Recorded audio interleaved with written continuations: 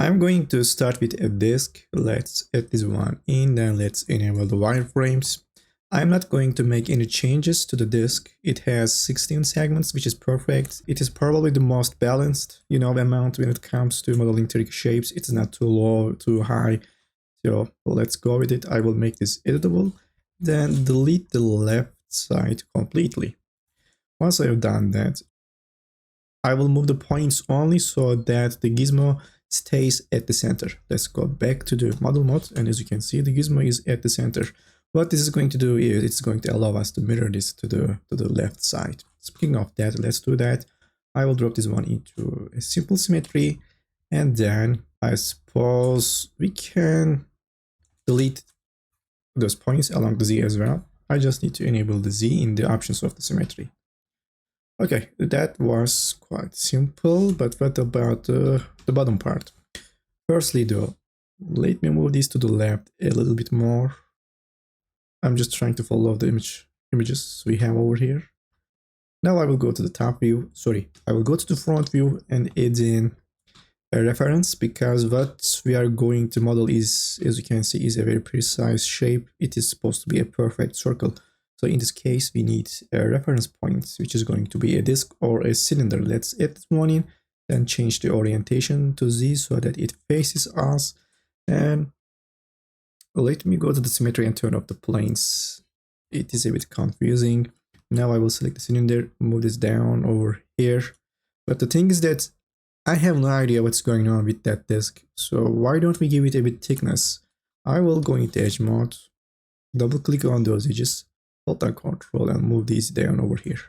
Yeah, now it is more apparent. For example, we can start to scale this up, move this down somewhere around here. And I will scale this up until I match those, points. Alright, this is close enough, doesn't have to be perfect. Then what we can do is select the disk. I will simply select that edge.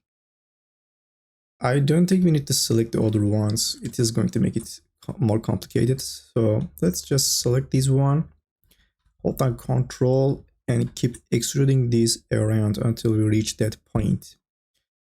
So firstly though, let me change the orientation of the axis to world. Yeah, now it's going to be easier. So I will hold down Control and keep extruding down that edge. This process doesn't have to be really precise because I will be snapping those points later on. Let's do that. I will enable the snap option. Then let's select these points. I'm saying these because, no, actually we are selecting a single point. So just let's select this one and snap it to that point of the cylinder. That one.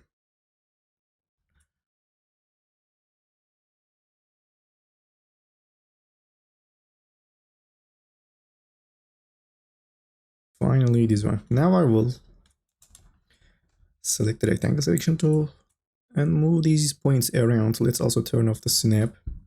I'm just trying to align those points with the direction of the edges of the cylinder. And what we can do for that point is that we can enable snap it to the point at the center, turn this off and move this down so that it stays at the center. Okay, let's back out. I'm specifically looking at the thickness. We need to maintain it as even as possible, but we don't have to be really precise as our eyes will not be able to catch the difference. Okay, that looks close enough. We can also move this up. And yeah, we are done with the cylinder. I will just turn this off, or we can even delete it. Now let's go to the side view. Okay, it is looking good enough. We just need to work on that area, as you can guess. At that point, we don't have many options. I mean, we cannot merge that point to that one, because if I do that, I have to deal with that triangle over here. And I cannot do this because again we have another triangle over here. So it seems clear that we shouldn't mess with those components because those are basically a part of the cylinder, I mean that disc above. So let's try to find a workaround. And I'm thinking about creating an endgun, an intentional endgun. Like we can do this. This is not going to break the flow of the disk. And then we can simply get rid of that edge. Now we have an endgun. I know that looks a bit wrong, but believe me, in some cases those endguns work better, especially when they are bridging two different shapes, like that circle that is aligned with the Z and this one which is aligned with the Y. So let's see, I don't know, maybe we can change that later on. Select those edges and do the same thing that I did with the first step. I extruded things down, all the way down. I will do that. I will hold on control, move this down over here. Also we can rotate this so that we match the angle of the edges on the other side. Hold on control, extrude, and basically keep extruding. Can scale these.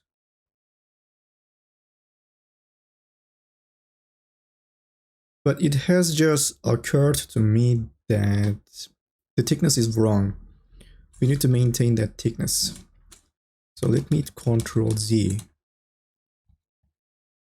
and move these points like so. Then I will select that edge, hold down Control and Shift, select the last one and extrude them. I need to stop at exactly 0 along the Z, so let's go to the coordinates. Make sure that this is set to world. Simply find the Z position and Z size and zero them out. And then I'm going to merge these edges. Now the problem is that we have this triangle over here. To get rid of this triangle, we have two options. We can add in a loop around here, then connect that onto that one. This is something I don't like. The reason is I want to maintain those polygons as square as possible. So in that situation, this might be better. I mean, we can connect that point to that one and get rid of that edge in the middle.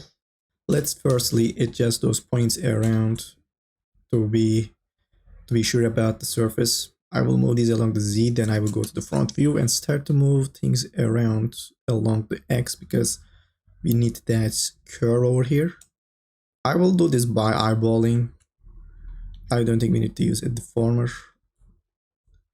We just need to do it in a very even way. For example, we can select those points, tap T. Then in the options of the scale tool, we can offset the gizmo to that point. To do that, I will simply set the X to 100%. Then I will hit spacebar, select the points, and keep scaling them until I have something reasonable.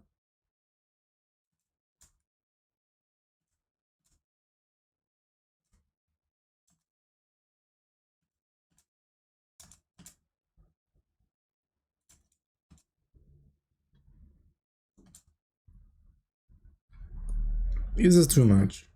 If it is, we can select them all together and scale them one more time.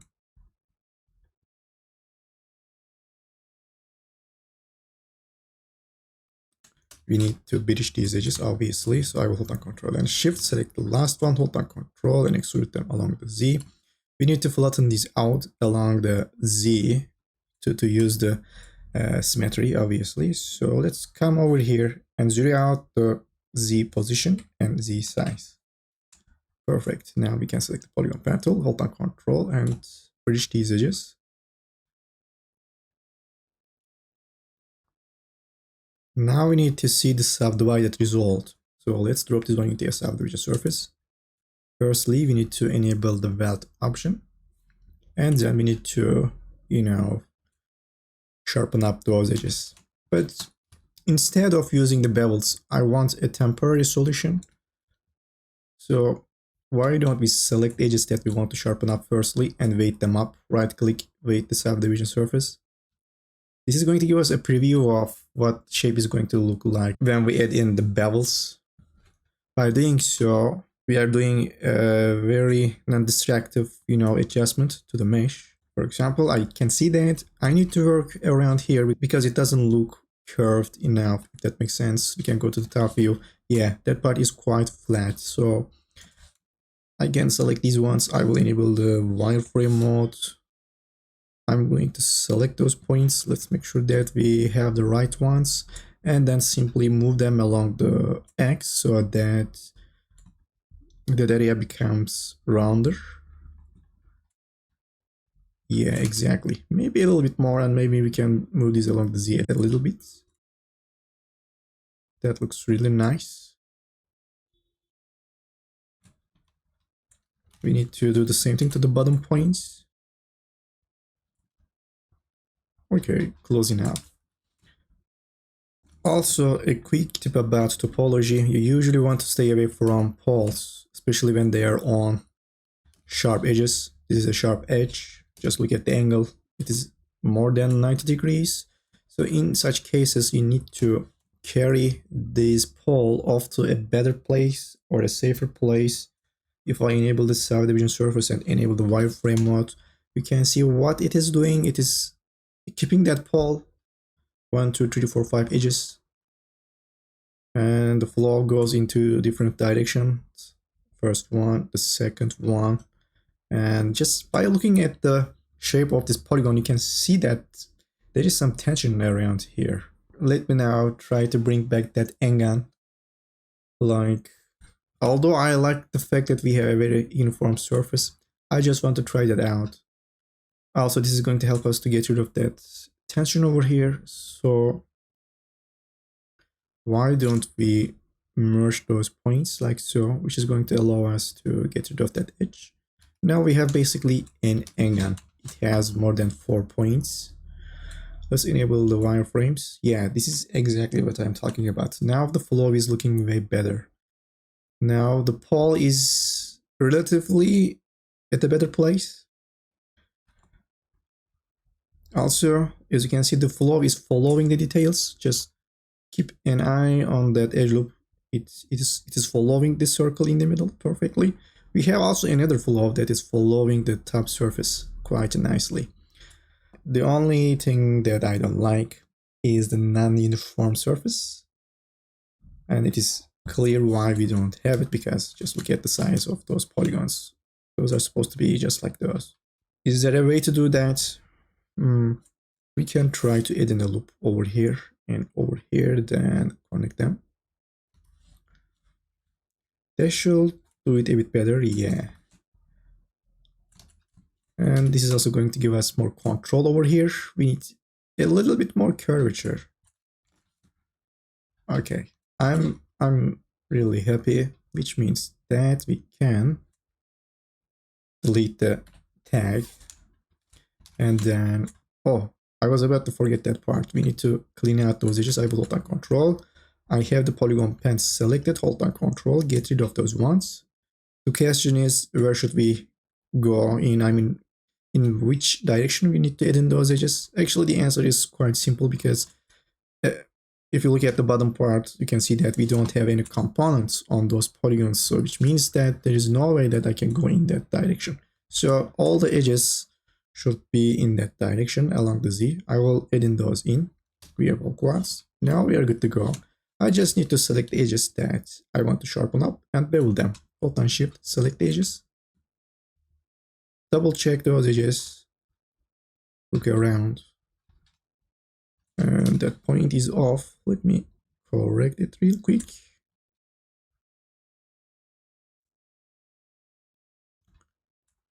Okay, now I will right click, select the bevel tool and bevel these out. I will set the subdivision to 1.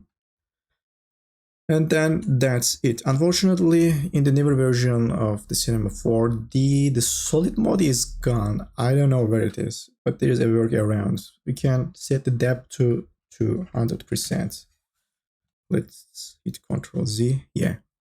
it creates a similar flow. It is not as good as the solid mode, but you know, this is what you can do with the current version of this bevel.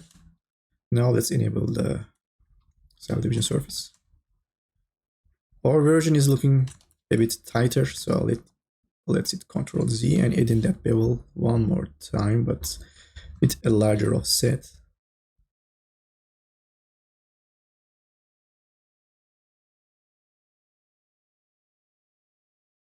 It seems like we need to change the shape a bit more.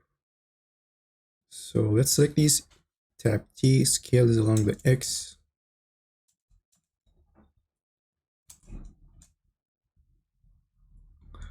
And I will this time select these only, just to make sure I will enable the wireframe mode. And let's select these, move these along the Z.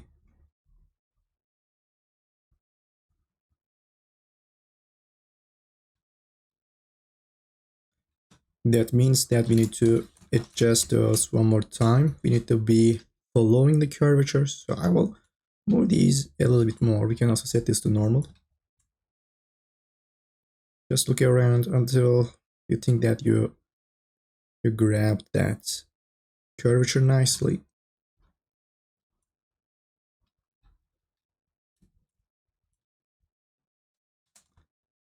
Yeah, that looks almost perfect. The only thing that I'm going to do is just select the top points and move them up. We can set this to no world.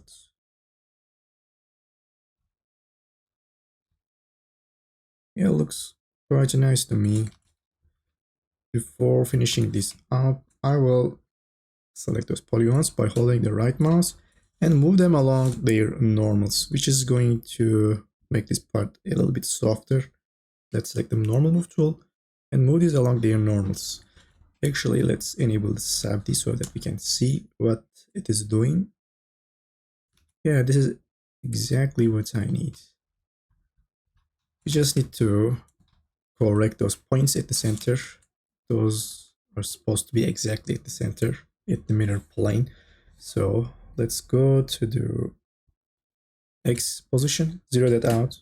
And also we need to do that to the Z size as well. But you can notice that even if I zero that out, it goes back to the previous or a different amount. The reason is the subdivision is on. So when it comes to making these kind of adjustments, make sure that the subdivision is on.